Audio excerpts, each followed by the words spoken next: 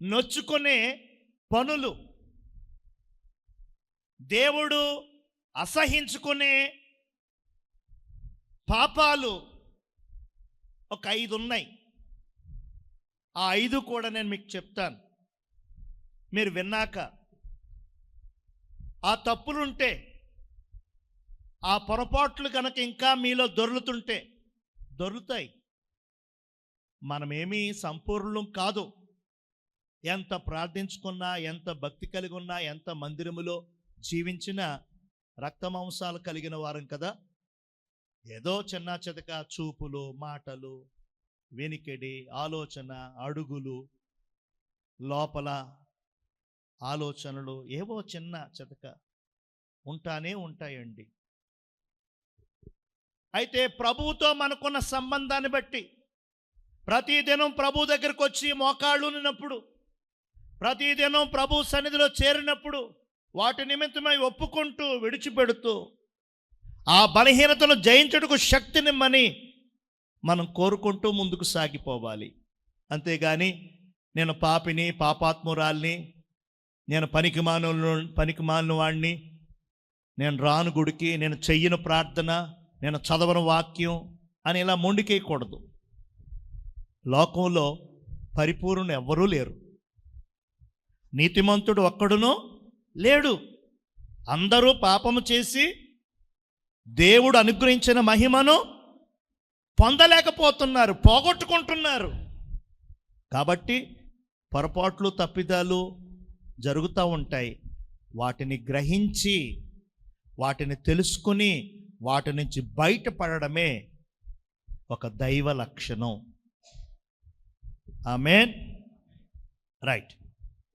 దేవుడికి అసహ్యం కలగజేసే మొదటి పాపం ఏంటంటే, ఏమండి తీయండి, కొరింథీయులకు రాసిన 2వ పత్రిక 11వ అధ్యాయము 14వ వచనము. 2వ కొరింథీయులకు రాసిన పత్రిక 11వ అధ్యాయము 14వ వచనం చదవమ్మా. సాతాను తానే వెలుగుదూత వేషము ధరించుకొనుచున్నాడు గనుక వాని పరిచారకులను నీతి పరిచారకుల వేషము ధరించుకొనుట గొప్ప సంగతి కాదు. వారి క్రియల చొప్పున వారికి అంతము. రైట్. ఈ వాక్యము భావమంతా చెప్పాలంటే ఈ అర్ధగంటలో ఇదే అయిపోద్ది. కానీ అదంతా నేను చెప్పను. కానీ ఈ 2 వచనాల్లో దాగి ఉన్న ఆ పాపం ఏంటంటే, ఈ 2 వచనాల్లో దాగి ఉన్నటువంటి ఆ తప్పు ఏంటంటే వేషము. చెప్పండి ఏంటది? ద్వేషం కాదు, వేషము. చెప్పండి ఏంటది? ఇంకొక చోట ఉంది ఈ విధంగా, మత్తయి సువార్తలో 6వ అధ్యాయములో 16వ వచనం. అది కూడా చదువుకొని ఒకేసారి వివరించుకుందాం. మీరు ఉపవాసము చేయనప్పుడు వేషధారుల వలె దుఃఖముఖులై, చాలు తల్లి, వేషధారుల వలె. చెప్పండి ఏంటట? యేసు ప్రభుల వారు మాట్లాడుతున్నారు. మీరు ఉపవాసము చేయనప్పుడు, కొంతమంది ఉపవాసమే ఉండరు. ఉపవాసం చేయండి, ఉపవాసం ఉండండి అంటే ఏమంటారు తెలుసా? ఉపవాసం చేయమని ఎక్కడుందండి? ఉపవాసం ఎందుకండి? ఏదో ప్రార్థనకు రమ్మంటే వస్తాం, చేయమంటే చేస్తాం, పాడమంటే పాడతాం, కానీ ఉపవాసం మాకు తెలియదండి, మాకెప్పుడు అలాంటివి చెప్పొద్దండి, అంటారు. ఉపవాసము కావాలి. ఇప్పుడు వైద్యులు కూడా చెబుతున్న మాట అది. వారములో ఒక పూట, వారములో ఒక రోజు మీ పొట్టకి, మీ శరీరానికి కాస్త విశ్రాంతినివ్వండి. ఉపవాసము అనేది చాలా ప్రధానం ఆత్మ సంబంధమైన విషయాల్లో. నేను ఉండలేను, నాకు నీరసము, గ్యాస్ నొప్పి అని అనకూడదు.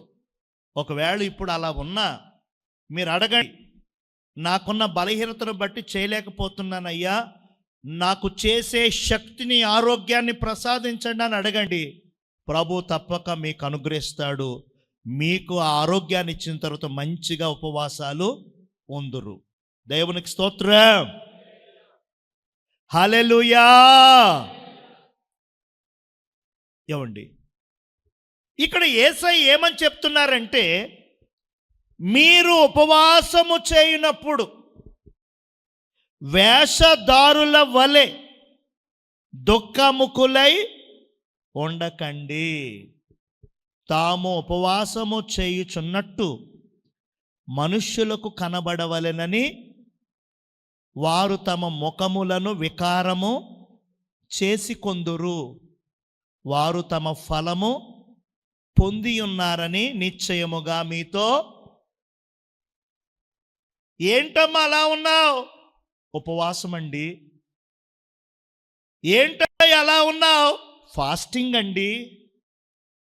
ఈ అడిగినోడు, అమ్మో ఉపవాసమా, ఉపవాసంలో కూడా గుడికొచ్చేసావా, ఉపవాసంలో కూడా ఇంత పని చేస్తున్నావా, ఉపవాసంలో కూడా అమ్మో ప్రతి శుక్రవారం ఉపవాసం ఆవిడ, ప్రతి మంగళవారం ఉపవాసం అయినా అని చెప్పుకుంటారు కదా. అలా చెప్పుకొని ఆ మాటల వల్ల నీవు చేసే ఉపవాసానికి ఫలం ఇక్కడే. ఏ ఫలం అది? మనుషుల వల్ల ఫలం అది. మనుషులకు కనబడాలని కాదు, మనుషులకు కనబడాలని ముఖం వికారం చేసుకుని, జిడ్డు ముఖం వేసుకుని, ఉసూరుమంటూ నీరసం తెచ్చుకుని చేస్తారు. నిజంగా ఒంట్లో నీరసం ఉన్నా లేకపోయినా పైకి మాత్రం నీరసంలాగా అదోలాగా. యేసయ్య అంటున్నారు, దాన్ని ఏమంటున్నారు తెలుసా? వేషధారులు చేసే పని. అక్కడ కొరింథీయులకు రాసిన పత్రికలో చదివాం కదా, అపవాది అంట వేషేసుకుని, చూడండి, సాతాను తానే వెలుగుదూత వేషము. వెలుగుదూత కాదు, వాడు చీకటి రాజ్యానికి దూత, వాడు చీకటి సంబంధి. కానీ వాడు చీకటి సంబంధి అయినా సరే ఏ వేషం వేసుకున్నాడో తెలుసా? వెలుగుదూత వేషము ధరించుకొనుచున్నాడు. దేవునికి స్తోత్రం. హల్లెలూయా. పబ్లిసిటీ, వేషధారణ, లోపల ఒకలాగా పైకి ఇంకొకలాగా, పైకి ఒకలాగా లోపల ఇంకొకలాగా, ఇలా ఎదురుగుండా ఒక మాట, వెనక్కి తిరిగి మరొక మాట. ఈ పద్ధతుల్ని, ఈ పనుల్ని ఏమంటుంది బైబిల్ అంటే? వేషం. చెప్పండి, ఏంటది? వేషం. చిన్నప్పుడు మా అమ్మమ్మ గారు ఊరికి వెళ్ళేవాడిని, బాగా చిన్నప్పుడు అనమాట. మా అమ్మమ్మ వాళ్ళు ఎవరు రక్షణ పొందల, కాబట్టి వాళ్ళు అన్ని ఆరాధనలు చేసుకునేవారు. మా నాన్నగారు వెళ్ళొద్దని బలవంతం చేసేవారు, కానీ నాన్నగారి మాట వినేవాళ్ళం కాదు. నేను, తమ్ముడు, మా అమ్మ వెనకాల వచ్చేది, కానీ అందరికంటే ముందు నేనే. ఆ సంక్రాంతి పండుగ వచ్చేసరికి అక్కడ జాతర చేస్తారు, కొబ్బరికాయ చెప్పులు పెడతారు, ఇయ్యత్తారు ముందే. సెలవులు సాయంకాలం నుంచి అయితే నేను ఈవేళ మధ్యాహ్నం నుంచి వెళ్ళిపోయేవాడిని ఊరికి. ఏమండి, అక్కడ జాతర చేసేటప్పుడు శక్తి వేషం, ఎలుగుబంటి వేషం, పులి వేషం వేసుకుని తిరుగుతూ ఉండేవారు రాత్రుళ్ళు. నేను చాలా పిరికోణ్ణి, పైకి అందరు ఉన్నప్పుడు టాట్ అనుకోండి, కానీ కాస్త చీకట్లో ఎక్కడికైనా ఒంటేలకి జంటేలకి వెళ్ళాలంటే చాలా చాలా భయం. మా అమ్మ ఉండాలి ఇటు పక్క, మా నాన్న ఉండాలి ఇటు పక్క, అప్పుడు వెళ్ళేవాడిని నేను. అంత పిరుకోండి నేను. ఇప్పుడు ఆ జాతర చేసుకుంటా వచ్చేటప్పుడు ఆ ఎలుగుబంటి వేసుకుని, శక్తి వేషం వేసుకుని, ఇంకేదో నాలుకేసుకుని, ఇలాగా 5-6 కత్తులు పట్టుకుని వస్తుంటే నేను లోపలికి పరుగో. హల్లెలూయా. ఆ తర్వాత రోజు జ్వరం వచ్చేసేది. వెళ్ళటం మానేవాడిని కాదు, చూడటం మానేవాడిని కాదు, భయమేసేది, అదిరిపడేవాడిని. ఒక్కోసారి వాంతులు అయిపోయి, ఒక్కోసారి జ్వరం వచ్చేసేది 2-3 రోజులు. ఏమండి, అప్పుడు మా మేనమామోళ్ళు, మా తాతయ్య, మా పెద్దమ్మ, మా పెద్దనాన్న అందరూ చెప్పేవారు. పెద్ద చిన్ని అంటారు నన్ను ఇంట్లో. పెద్ద చిన్ని, అదేం కాదురా, మనిషేరా, అదేం కాదురా, వేషం రాది, ఎలుగుబంటి కాదు, ఏం కాదు, శక్తి కాదు, ఏం కాదు, పులి కాదు, ఏం కాదు, మనిషేరా బాబు, వేషం రా నాయన. వేషం అంటే చిన్న వయసు కదండి, 3వ తరగతి 4వ తరగతి వయసు నాది. నాకేం అర్థమవుతాయి? నేనేమో నిజంగా ఏదో వచ్చేతన మీదకి, నిజంగా ఎవడో వచ్చేతన మీద కత్తులట్టుకుని, రాత్రులు కూడా అవే కలవాట్లంట. మా ఇంటికి వచ్చాక కూడా అవే కలవాట్లు. మా నాన్నగారు విని మా అమ్మని తిట్టేసి కొట్టేసి, నేను తీసుకెళ్ళొద్దంటే తీసుకెళ్తున్నావు అక్కడికి, చూడు పిల్లోడు ఎలా కలవాట్లు బలు, ఎవరో మీదడిపోతుంది అంటున్నాడు, కత్తెట్టుకుని వస్తున్నారు అంటున్నాడు అని మా అమ్మని తిట్టేసి, దేవునికి స్తోత్రం, తెలియక భయపడి, తెలియక బెంబేలెత్తిపోయి ఆ జ్వరాలు తెచ్చుకొని, వాంతులు చేసుకుని 2-3 రోజులు మంచాన పడేవాడిని. ఈరోజు నేను మీకు చెప్తున్న మాట ఏంటంటే, సాతాను వాడు చీకటి సంబంధి, వాడు చీకటి దూత. కానీ నేను చీకటి సంబంధిని, నేను చీకటి దూతనంటే అందరూ అసహించుకుంటారండి, అందరూ వాడిని దగ్గరికి చేరనివ్వరు. కాబట్టి వాడు వేషం వేసుకున్నాడు. ఏ వేషమో తెలుసా? వెలుగు దూతని. నేను వెలుగు సంబంధిని, నేను పరలోకములో నుంచి వచ్చాను, దేవుడి దగ్గర నుంచి వచ్చాను, మహిమలున్నాయి. ఏంటిది? వేషం. దేవునికి స్తోత్రం. లోపలేమో సాతాను, లోపలేమో చీకటి, పైకేమో వెలుగు, పైకేమో దూత, పైకేమో ఏదో. దీన్ని ఏమంటారు అని అంటే వేషధారణ. దేవునికి స్తోత్రం. పైకి కనబడేదానికంటే ఇంకా ఎక్కువ చూపించాలి, లోపల ఉన్న దానికంటే ఇంకా ఎక్కువ చూపించాలి. లేదు ఆ ప్రేమ, కానీ ప్రేమ ఉన్నట్టుగా చూపించాలి. లోపల బోల్డ్ పగుంది, పగున్నా సరే పైకి ఏదో జాలి, ఏదో కరుణ ఉన్నట్టుగా చూపించటం. దాన్ని ఏమంటారు అని అంటే వేషధారణ. ఎందుకు ఈ వేషధారణ అని చెప్తున్నానంటే, యేసయ్యకి అసహ్యం పుట్టించే మొదటి పాపం అది. నిన్నుగా దేవుడు ఇష్టపడుతున్నాడు, నిన్నుగా దేవుడు కోరుకుంటున్నాడు, నిన్నుగా దేవుడు ప్రేమిస్తున్నాడు, పిలుచుకుంటున్నాడు. దేవునికి స్తోత్రం. నీవుగా కావాలి, ఎక్స్ట్రాలొద్దు. నేనుగా కావాలి దేవునికి. ఏమండి, మనం ఉన్నది ఉన్నట్టుగా, లేనిది ఉన్నట్టు వద్దు, ఉన్నది లేనట్టుగానూ వద్దు. మనం మితంగా ఉండాలి. ఏమండి, మనం ఒక మాదిరి కలిగి ఉండాలి. మనము జీవము కలిగిన దేవుని పిల్లలము.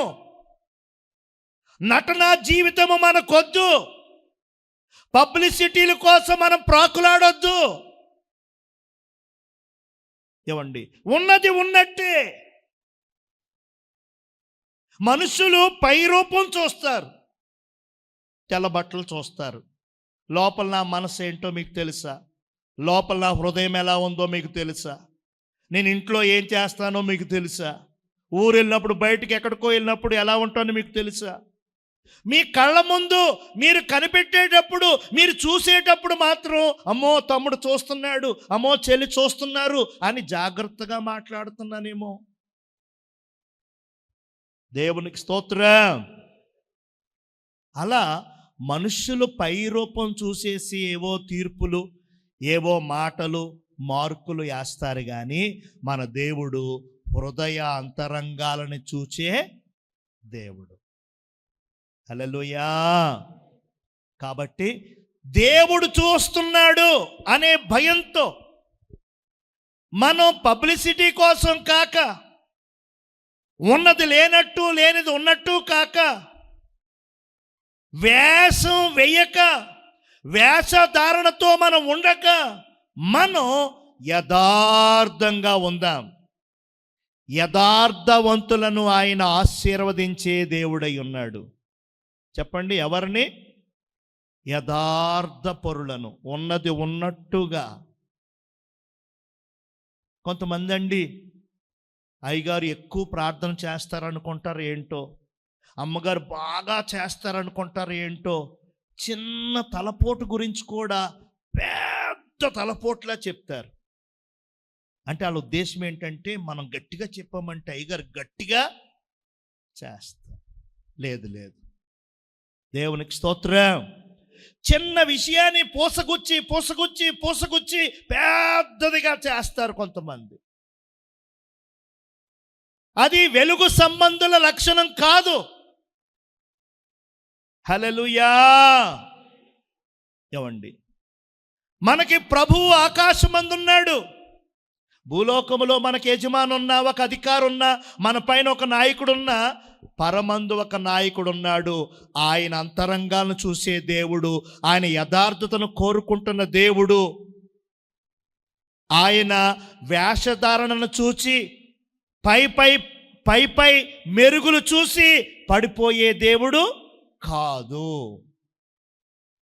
కాబట్టి దేవుడికి యేసయ్యకి అసహ్యమైన ఆ వేషధారణ లేనిది చూపించాలి, ఉన్నదానికంటే బెటర్గా చేసి చూపించాలి అనేటువంటి మైండ్ తీసేసుకోవాలి మనం. దేవునికి స్తోత్రం. హల్లెలూయా. మనుషులు చూడాలి, మనుషులు మెచ్చుకోవాలి, మనుషులు కనపరచాలి వద్దు. ఈరోజు మెచ్చుకున్న ఆ మనిషే రేపొద్దున్న తోలనాడతాడు. ఈరోజు సూపర్ అన్న ఆయనే రేపొద్దున్న డోపర్ అంటాడు. ఈరోజు దేవుడు అంటాడు, రేపొద్దున్న అతనే నిన్ను నన్ను చెప్పండి అమ్మా ఏమంటాడు? దెయ్యం అంటాడు. ఆడంత పిశాచులు ఏడరా బాబా, ఇచ్చాడు బోడు 10,000 అత్తమాను అడిగితే పిశాచి అయిపోతాం. మనం అప్పులు ఇచ్చి కొత్త శత్రువులు ఏం పుట్టించుకోవాల్సిన పని లేదు. మన అప్పులు ఇచ్చిన వాళ్ళని మనం అడిగామంటే ఆడే పెద్ద శత్రువులు. మాటి మాటికి అడుగుతున్నామని శాతపడి కూడా చేయించేస్తారంటాడు మన మీద. దేవునికి స్తోత్రం. హల్లెలూయా. చేతబళ్ళకి, ఈ కనికట్లకి చింతకాయలు రాలే సమయం కాదు ఇది. దేవునికి స్తోత్రం. వినండి, మనం దేవునికి భయపడుతూ యథార్థంగా ఉందాం. యథార్థతని దేవుడు చాలా ఇష్టపడుతున్నాడు. వేషధారణని చాలా అసహించుకుంటున్నాడు. వేషధారణ, కవరింగ్, వేషధారణ, నటన, వేషధారణ, పబ్లిసిటీ కోసం నలుగురిని వెనకాల తిప్పుకోవాలని అది మనుషులు కోరుకుంటారు, కానీ దేవుడు మాత్రం అసహించుకుంటాడు. మనం ఉన్నది ఉన్నట్టుగానే దేవుడికి కావాలట. ఆ ప్రకారంగా దేవుడికి నచ్చిన ఆ యథార్థమైన జీవితాన్ని మనం కలిగి ఉందాం. దేవునికి స్తోత్రం. లూకాసు వార్త 18వ అధ్యాయం 9వ వాక్యం. లూకా 18:9. తామే నీతిమంతులని తమ్ము నమ్ముకొని ఇతరులను తృణీకరించు కొందరితో చాలు తల్లి. ఈ విషయం కూడా మీ అందరికీ తెలిసిందే. దేవాలయానికి 2 వచ్చారు ప్రార్థన చేసుకోవడానికి. హల్లెలూయా.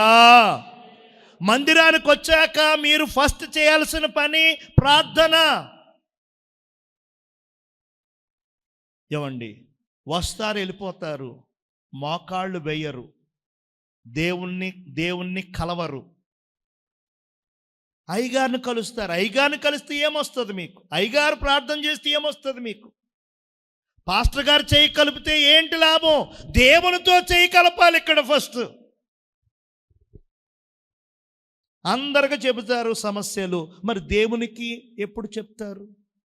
పాస్టర్ గారు చెప్పారు సరే, మీ నోటితో దేవుడికి ఎప్పుడు చెప్తారు? వస్తారు వెళ్ళిపోతారు, వస్తారు వెళ్ళిపోతారు. నేను చెప్తున్నాను, దేవాలయానికి వచ్చినప్పుడు, దేవాలయము అని అంటే వాక్యం చెప్తుంది ప్రార్థనా మందిరం. కిందంటే కింద, పైనంటే పైన, రాగానే మోకాళ్ళోనాలా, దేవుడికి నీ హృదయంతో నమస్కారం పెట్టాలా. దేవుడి చలవ, దేవుడి దయచేత మరోసారి ఆయన సన్నిధికి రాగలిగావు. ఎంతమంది లేరండి? రావాలనుకున్నారు, లేరు. ఉండాలనుకున్నారు, లేరు. మరి దేవుడు నీకు అవకాశం ఇచ్చాడు. దేవుడు నీకు మరి చక్కని పరిస్థితులు సమకూర్చాడు. కాబట్టి నీవు దేవునికి వందనాలు, దేవునికి ప్రణతులు, దేవునికి నమస్కారాలు చేసుకోవాలి. ఆ తర్వాత వచ్చి కూర్చోవాలి. లేదా ఆలస్యం అయిపోయింది, గబగబా వచ్చేయి, కూర్చో, అంత అయిపోయింది, వెళ్ళిపోయేటప్పుడు మళ్ళీ మోకాళ్ళున్నాయి. అయ్యా నేను కొంచెం ఆలస్యం అయిపోయాను కనుక చేసుకోలేకపోయినా ఆయన, ఇప్పుడు నేను చేస్తున్నాను ఆయన అని నువ్వు ప్రార్థన చేసుకోవాలి. మందిరములో మోకాళ్ళు ఉండకుండా వెళ్ళకూడదు. ఈ మాయిదారి కరోనా వచ్చిన దగ్గర నుంచి మోకాళ్ళు వేయడం మానేశారు అందరూ. మోకాళ్ళ నొప్పులు ఎక్కువైపోయాయి. దేవునికి స్తోత్రం. ఎందుకు ఎక్కువయ్యాయో చెప్పనా? ఎందుకు ఎక్కువయ్యాయో చెప్పనా చెప్పొద్దా? మోకాళ్ళు వేయక మోకాళ్ళ నొప్పులు ఎక్కువయ్యాయి. చెప్పండి, ఏమేయక? మోకాళ్ళ నొప్పులు ఉన్నాయి. మోకాళ్ళు ఉంటే ఇంకెక్కువైతాయని మనం ముందే ఆలోచించేసుకుంటున్నాం. చించేసుకొని కుర్చీ వేసుకుని, ఎదురుగుండా కుర్చీ పెట్టుకుని మళ్ళీ కాళ్ళు ఆరగా అనుకుంటున్నాం మనం. అమ్మయ్య బాగానే సెట్ అయింది, సెట్టింగ్ బాగానే ఉంది అనుకుంటున్నాం. కానీ అది ఇంకా అరిగిపోతుంది లోపల, అది ఇంకా బెండ్ అయిపోతుంది. ఏమండి, ఒకటే మాట, పోతే పోతుంది ప్రాణం దేవుడి సన్నిధిలో. ఏమవుతుంది? చచ్చిపోకుండా మనం ఎప్పుడు నిత్యం ఇక్కడే ఉంటామా? కాబట్టి ఏమండి, ముళ్ళును దేంతో తీయాలట? చెప్పండి, ముళ్ళును దేంతో తీయాలి? మోకాళ్ళ నొప్పులా? మోకాళ్ళు వేసాయి.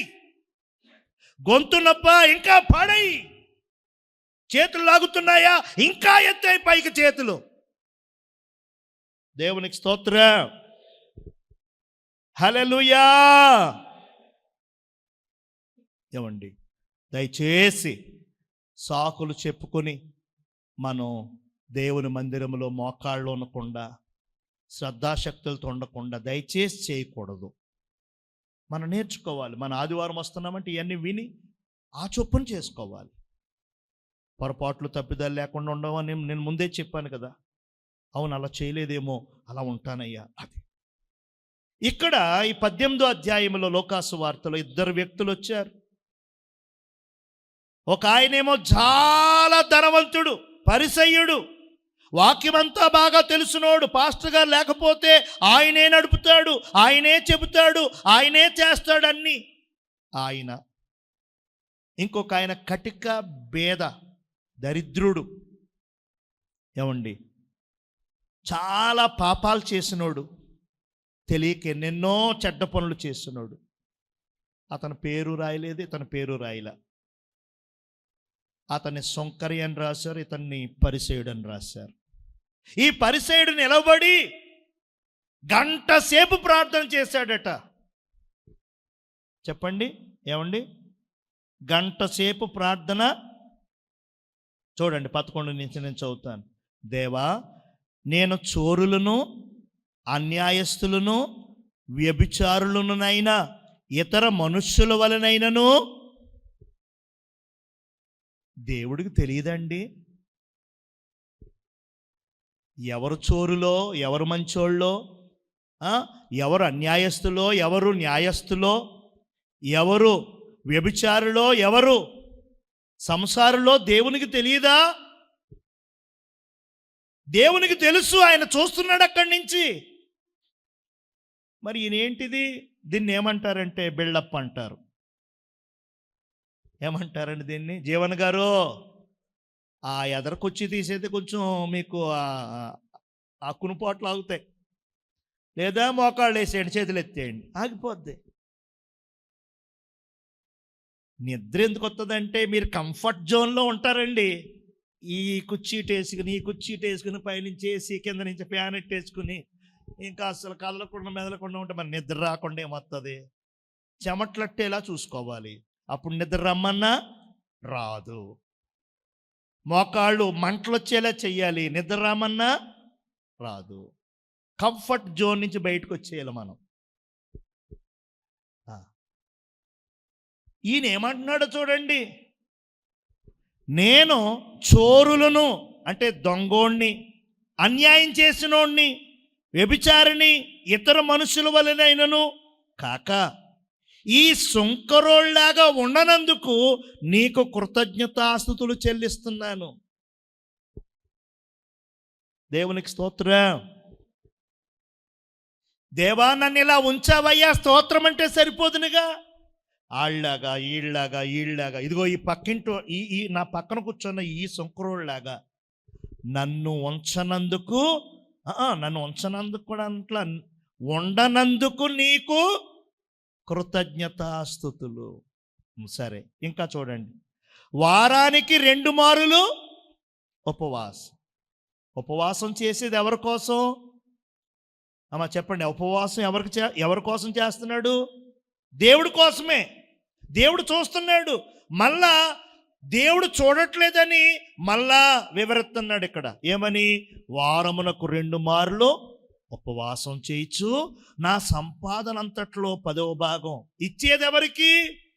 దేవునికే. మళ్ళా చూడండి ఎలా చెప్పుకుంటున్నాడు. నా సంపాదన అంతట్లో 10వ భాగము నీకు, 10వ వంతు కొత్తిమీర, పుదీనా, జీలకర్ర అన్నిట్లో నేను ఇస్తున్నాను. దేవునికి స్తోత్రం, హల్లెలూయా. ఏంటో తెలుసా ఇదంతా? ఏంటో తెలుసా అండి? ముందే చదివాం కదా 9వ వచనం. తామే నీతిమంతులని తమ్ము నమ్ముకొని ఇతరులను తృణీకరించు కొందరితో ఆయన ఉపమానము. అంటే ఒక్క మాటలో చెప్తున్నాను, ఆత్మీయ గర్వం. చెప్పండి ఏంటది? గర్వం వేరు, మామూలుది. ఏమండి, మనం రక్షించబడ్డాక, ఆత్మీయులమయ్యాక, దేవుని ప్రజ అయ్యాక ఆత్మీయంగా కూడా వచ్చేస్తుంది గర్వం. నాకులా చేస్తాడేంటి ఆయన ప్రార్థన? నేను పాడినట్టు పాడతాడేంటి? నేను ఇచ్చినట్టు ఇస్తాడా? నేను ఉపవాసాలు, నేను అలాగా, నేను ఇలాగా. ఆత్మీయ గర్వం. చెప్పండి ఏంటది? ఆత్మీయ గర్వం. ఈ పరిసయ్యుడు నేనే నీతిమంతుణ్ణి, నేనే పరిశుద్ధుణ్ణి, నేనే గొప్పోణ్ణి అన్నట్టుగా బిల్డప్తో అవన్నీ చెప్పుకుంటుంటే దేవుడు పైనుంచి చూసి అతని కానుకలని, అతని ప్రార్థనని, అతని అర్పణలని గెంటి పడేశాడు.